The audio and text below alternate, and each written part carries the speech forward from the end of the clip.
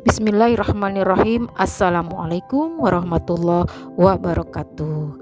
Alhamdulillah, hari ini pelajaran pendidikan agama dan budi pekerti kelas 12 dan kompetensi dasarnya yaitu 3.24 mengevaluasi Quran surat Luqman ayat 13 dan 14, Quran surat Al-Baqarah ayat 83, serta hadis tentang kewajiban beribadah dan bersyukur kepada Allah serta berbuat baik kepada sesama manusia. Melalui kegiatan pembelajaran ini dengan sikap religius, sopan, santun, jujur, tanggung jawab, disiplin, kerja keras, hormat, dan peduli, peserta didik diharapkan mampu: 1. Menyimak penayangan video ini dengan tuntas. 2. Mengidentifikasi hukum bacaan Quran surat Luqman 13-14, Quran surat Al-Baqarah ayat 83, menjelaskan arti Quran surat Luqman 13-14, Quran surat Al-Baqarah ayat 83, menganalisis kandungan Quran surat Luqman 13 hingga 14, Quran surat Al-Baqarah ayat 83. Yang kelima, mengaitkan sikap kewajiban beribadah dan bersyukur kepada Allah sesuai Quran surat Luqman ayat 13-14, Quran surat Al-Baqarah ayat 83 dan hadis terkait. Anak-anakku, sebelum mulai pembelajaran, simaklah terlebih dahulu pendahuluan dari ibu. Mudah-mudahan akan memberikan pemahaman dan semoga akan diberikan kemudahan di dalam kompetensi yang harus kalian capai dan mendapatkan ridha Allah Subhanahu wa ta'ala. Watak dan pembawaan orang pasti berbeda-beda. Ada orang yang berwatak keras, ada orang yang berwatak lembut. Semua diciptakan Allah agar masing-masing dapat melengkapi dan menyempurnakan. Kita bisa bayangkan seandainya satu keluarga berwatak lembut, semua tentunya keluarga tersebut menjadi kurang terdapat disiplin. Begitu pula seandainya satu keluarga berwatak keras semua, jadinya keluarga tersebut mudah terjangkit stres. Nah, disinilah Allah Maha Adil telah menciptakan watak dan bawaan manusia berbeda yang satu dengan yang lainnya.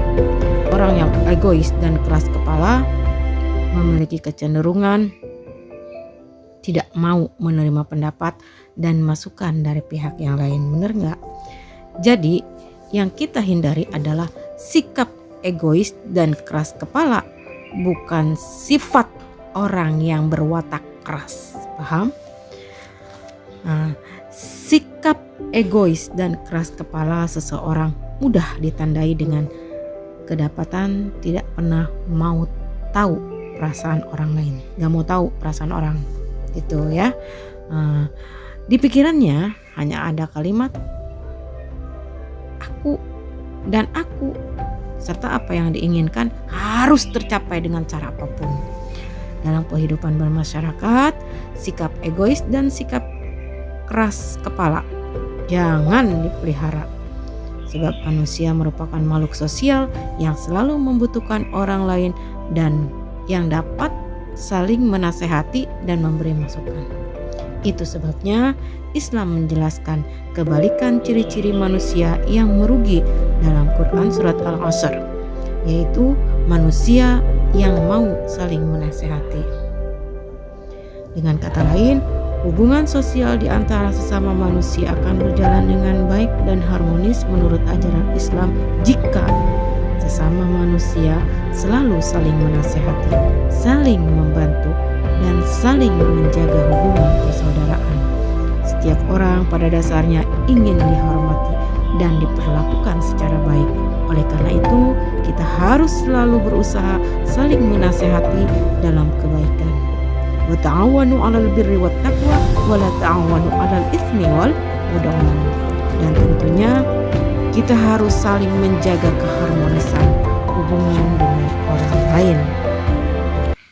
Mari kita membaca Quran surat Luqman 13-14 dan Quran surat Al-Baqarah ayat 83. A'udzu billahi minasyaitonir rajim. Bismillahirrahmanirrahim. Wa id qala Luqmanu li banihi wa huwa ya'idhuhu ya bunayya la tusyrik billah inna syirka la dzulmun 'adzim wa wassaynal insana biwalidayhi hamalathu ummuhu wahnan 'ala wahnin wa fisaluhu fi 'amaini anishkurli wa liwalidayka ilayyal masir. Wa id akhadna mitsaqa bani Israila la ta'buduna illallah wa bil walidaini ihsana wa dzil qurba wal yatama wal masakini wa qulu linnasi husna wa aqimus shalah wa atuz zakah summa tawallaitum illa qalilam minkum wa antum mu'ridun. Artinya, dan ingatlah ketika Luqman berkata kepada anaknya ketika dia memberi pelajaran kepadanya, wahai anakku, janganlah engkau mempersekutukan Allah. Sesungguhnya mempersekutukan Allah adalah benar-benar kezaliman yang besar. Dan kami perintahkan kepada manusia berbuat baik kepada dua orang ibu bapaknya. Ibunya telah mengandungnya dalam keadaan lemah yang bertambah-tambah dan menyapihnya dalam 2 tahun. Bersyukurlah kepadaku dan kepada tuamu, ibu bapakmu, hanya kepadakulah kembalimu. Kemudian Al-Baqarah ayat 83. Dan ingatlah ketika kami mengambil janji dari Bani Israel, janganlah kamu menyembah selain Allah, dan berbuat baiklah kepada kedua orang tua, kerabat, anak-anak yatim, dan orang-orang miskin, dan bertutur katalah yang baik kepada manusia, laksanakan sholat dan tunaikanlah zakat. Libanihi wahuwa, itu mad silah kasirah. Kenapa?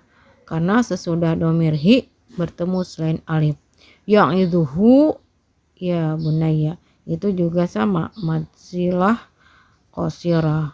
Kenapa? Karena sesudah domir hi bertemu selain alif. Dzulmun 'adzim, itu ada idhar halqi. Kenapa? Karena tanwin dhammah bertemu ain. Kemudian ilayal masir, al masir itu mad arid lis sukun. Kenapa? Karena mad tabi'i dibaca waqaf. Wa id akhadna, tanwin bertemu dengan waw, nau wadil kurba, ihsan nau wadil kurba. Kemudian Israil itu mad madil muttasil. Kenapa? Karena mad tabi'i diikuti hamzah. Kemudian ada linnas, itu ada bisidah berarti gunnah ya. Ikhfa wa antum itu kenapa? Karena ada nun mati bertemu ta. Kemudian qalilam itu idgham bi gunnah. Kenapa? Karena huruf alif lam berharokat fathah tanwin bertemu dengan mim. Antara Quran surat Luqman 13-14 dan Al-Baqarah ayat 83 itu terdapat hubungan.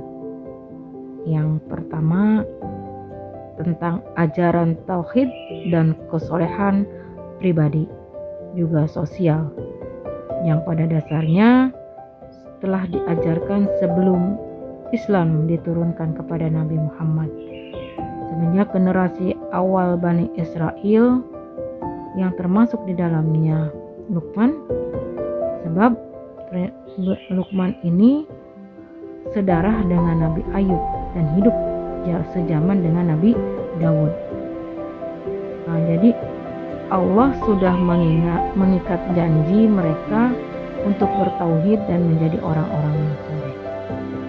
Kemudian yang kedua, untuk menjaga kelangsungan ajaran tauhid dan kesolehan sebagai bentuk janji-janji Bani Israel kepada Allah, terdapat tradisi transformasi, yaitu yang disebut al-mau'izah atau nasihat. Kemudian ada wasiat, ada qaul ihsan, artinya berkata baik dan bijak. Akan tetapi tradisi ini hanya sedikit dilakukannya, antara lain keluarga Luqman dan keluarga Yakub, sehingga menyebabkan sedikit Bani Israel yang mengamalkan ajaran tauhid dan kesolehan.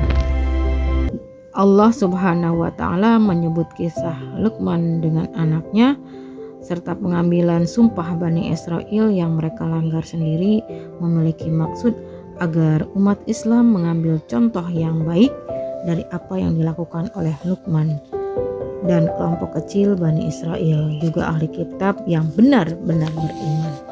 Sebaliknya, umat Islam jangan meniru sikap buruk mayoritas Bani Israel yang egois serta keras kepala, yang menolak nasihat, menolak wasiat, dan menolak ujaran kebaikan dari orang Mesir. Ayat tersebut mengandung pengertian bahwa hendaknya kita saling menasihati apabila di antara kita ada yang lengah dan akan berbuat maksiat atau kejahatan atau kemusyrikan atau yang lainnya, maka kita berkewajiban untuk mengingatkannya. Dalam hadis ditegaskan, man ra'a minkum munkaran falyughayyirhu biyadihi fa illam yastati' bilisanihi fa illam yastati' fa biqalbihi wa dzalika adhaful iman. Hadis riwayat Muslim. Barang siapa yang melihat kemungkaran, hendaklah ia mengubahnya dengan tangannya. Apabila tidak mampu, maka dengan lisannya, dan jika tidak mampu, maka dengan hatinya. Dan itulah iman yang paling lemah. Maka sebagai orang yang beriman, hendaknya selalu berkata baik terhadap siapa saja dan kapan saja. Seandainya tidak dapat berkata baik, kita dianjurkan supaya diam. Man kana yu'minu billahi wal yaumil akhir fala yu'di jarahu wa man kana yu'min billahi wal yaumil akhir falyakul khairan aw liyasmut. Barang siapa beriman kepada Allah dan hari akhir, maka janganlah menyakiti tetangganya, dan barang siapa beriman kepada Allah dan hari akhir, hendaklah berkata baik, dan kalau tidak dapat berkata baik, hendaklah diam saja. Hadis riwayat Bukhari dan Muslim. Anak-anakku, banyak prinsip dan cara untuk menjadi orang yang baik dan selalu terlibat dalam kebaikan. Mulai hari ini, ingatlah bahwa diri kita masih jelek atau buruk dan segala sesuatunya membutuhkan perbaikan demi perbaikan. Jangan memandang bahwa diri kita telah baik.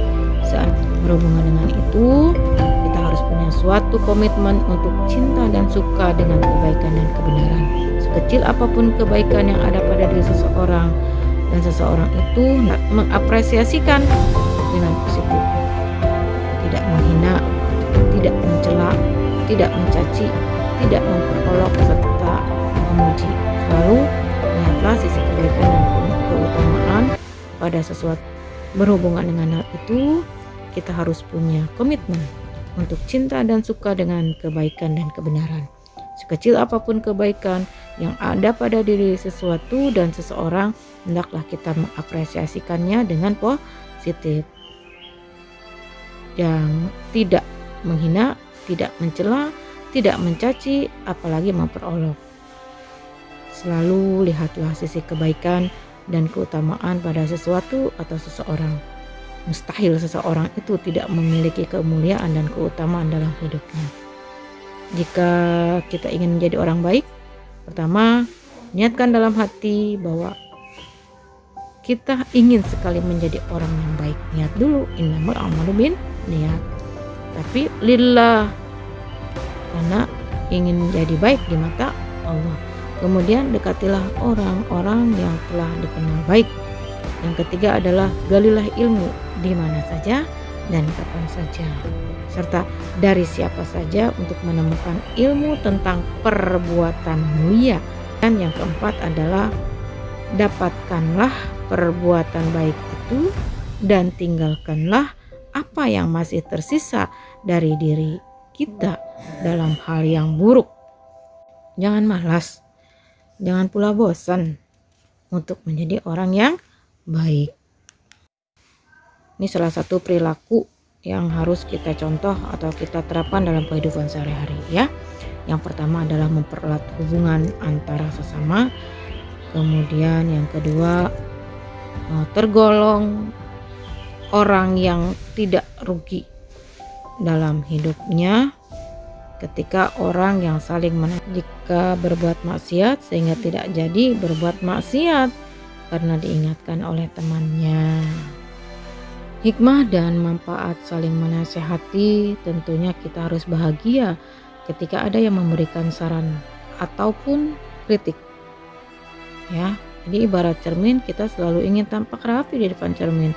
Jika ada yang berantakan, tanpa segan kita membetulkannya. Kita tidak kesal dengan cermin yang menampilkan bayangan kita yang berantakan. Justru kita tetap harus merapikan bagian yang kurang bagus. Dia akan berterima kasih, bukannya marah ataupun kesal ya. Dan ingat, ada evaluasi yang harus kalian selesaikan dengan baik. Kita akhiri dengan bersama-sama ucapkan hamdalah alhamdulillahirabbil alamin. Assalamualaikum warahmatullahi wabarakatuh.